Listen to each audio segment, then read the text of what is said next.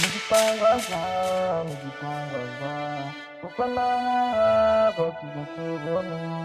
Nigitangaza, nigitangaza, n'ababana bakiza.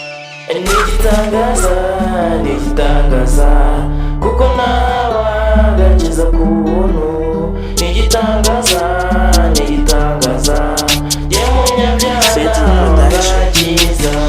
Sinzibagiriye nakizwaga ubwo Yesu yinjiraga muri njye, none umutima wanjye wuzuye ishimwe nshimira umukiza wanjye.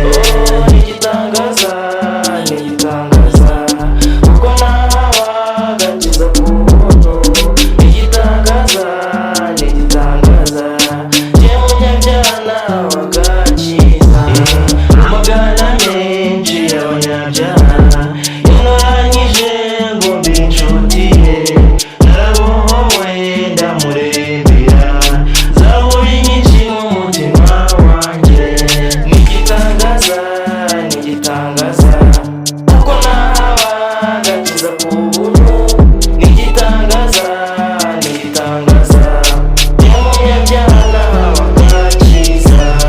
Ubwo yapfiriye ku musaraba, bw'umutima n'umubiri bikizwe n'urukundo n'ubuntu butangaje, byatumye yitangira umunyabyaha. Nigitangaza, nigitangaza, kuko nabagakiza ku buntu.